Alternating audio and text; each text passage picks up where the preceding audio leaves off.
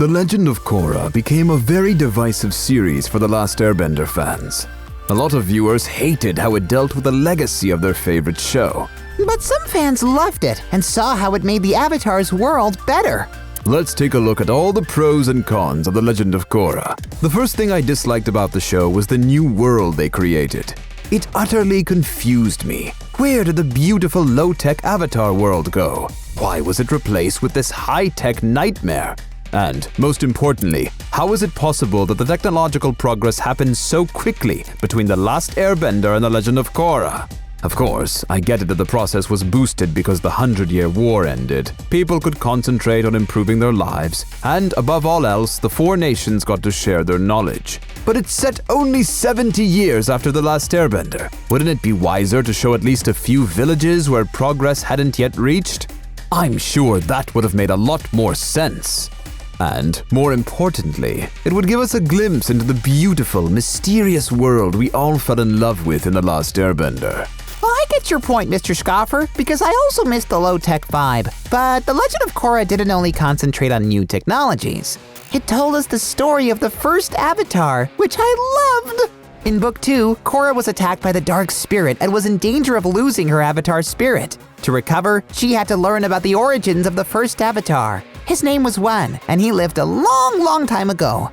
In only 2 episodes, we learn how he was banished to the so-called Spirit Wilds and how he learned to live there, how Wan mistakenly freed Vaatu, the spirit of darkness, and how he gained the power to bend all 4 elements, and permanently fused his essence with Rava, the spirit of light, to defeat Vaatu. We saw that to stop everyone from fighting, Wan divided the physical and the spirit world and became the bridge between them, proclaiming that his mission was to restore the balance. And many years later, he realized that he needed many more lifetimes to bring peace. And Rava assured him that she'd always be with him in all subsequent reincarnations. That's how the cycle of avatars came to be, and I was overly excited to learn this beautiful story. Yes, it was fascinating, but the series wasn't about Avatar 1. It was about Korra, and I think that Korra turned out to be less likable than Aang. Aang was a peaceful, fun-loving, adventurous young man who had a good sense of humor. And he also had an enormous feeling of guilt about being stuck in the iceberg for a whole century, while humanity needed him the most.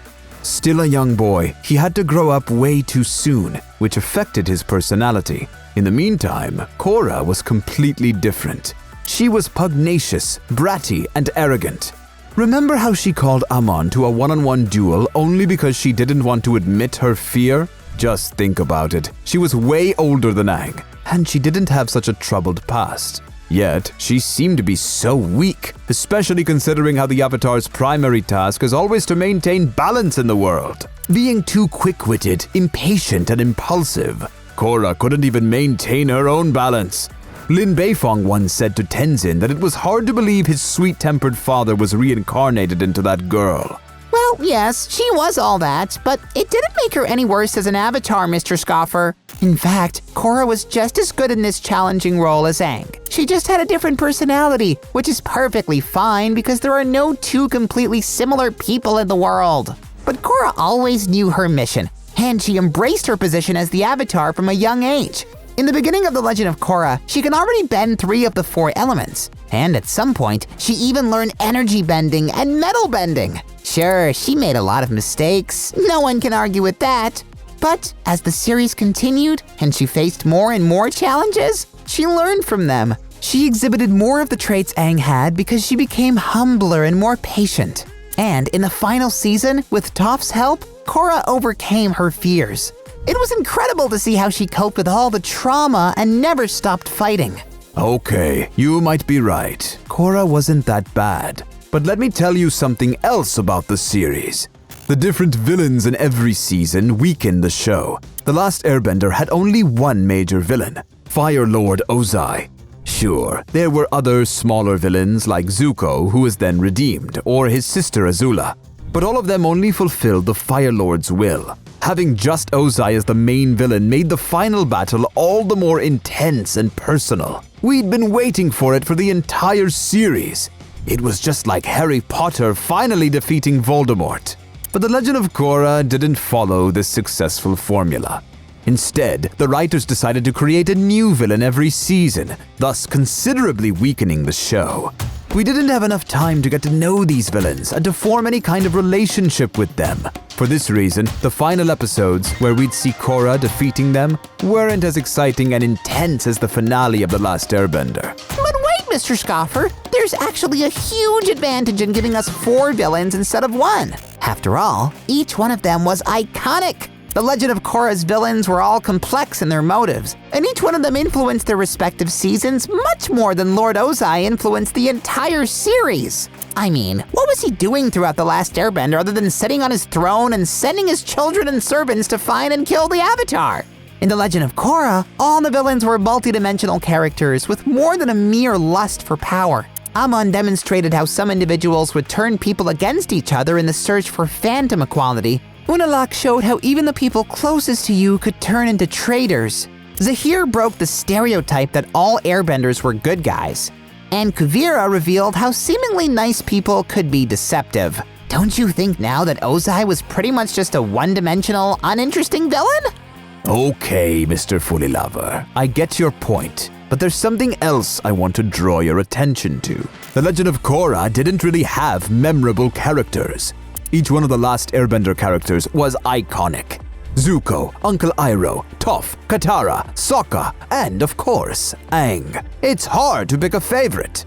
Even Momo and Appa were unforgettable.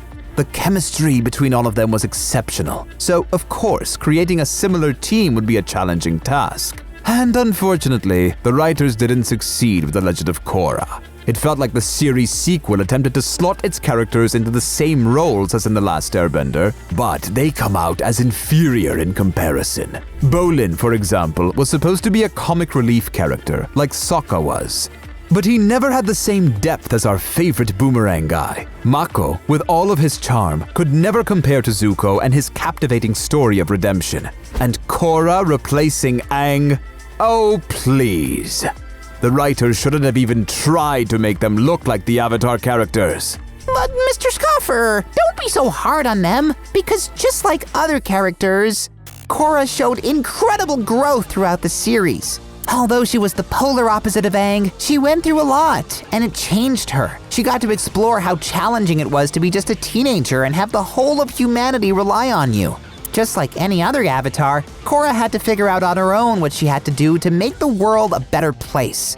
And when she was at her lowest point after the Red Lotus tortured and poisoned her at the end of Book 3, she could have easily given up her mission. But her inner strength helped her finally reconnect with the Avatar spirit, and the events of Book 4 showed us how much she grew. You can't underestimate that, Mr. Scoffer! I agree with your point, but I still think that the Avatar sequel series should have been completely different. After all, seeing grown-up Avatar characters would have been much better. Instead of creating a whole new world and new characters, the writers should have just shown us the lives of Team Avatar. It would be much better to see Aang and Katara getting married and having kids than just watching Tenzin becoming a master airbender. We'd get a glimpse of how Toph created her metal-bending academy and how Sokka became the chief of Water Tribe. And wouldn't it be exciting to watch Zuko reuniting with his mother after all the years he missed her and thought that she was dead? Fans can read about these events in the Avatar graphic novels, but getting a series showing it all would be so much more fascinating. This is definitely a point you can't argue with, Mr. Fullylover.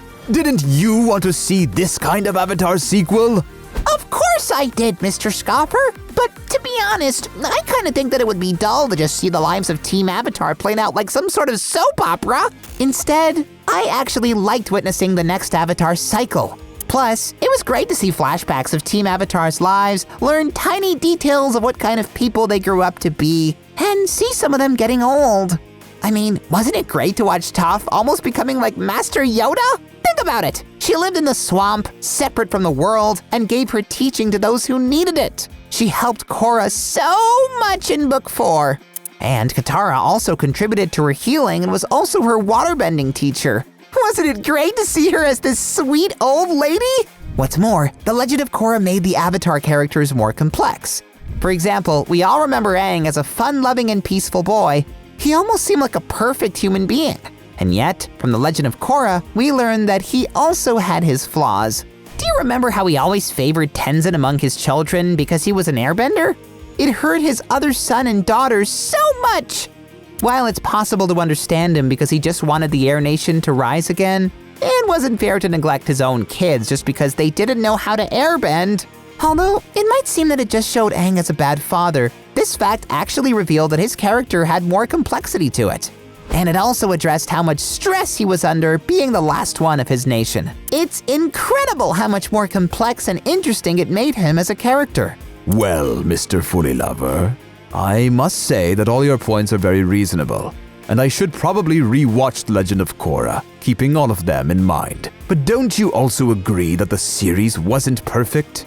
Of course I do, Mr. Scoffer. Your points also brilliantly show the flaws of this series. And what do you think, our dear viewers? Did you like or hate The Legend of Korra? Share your thoughts in the comments, and don't forget to subscribe to Cartoon Junkies!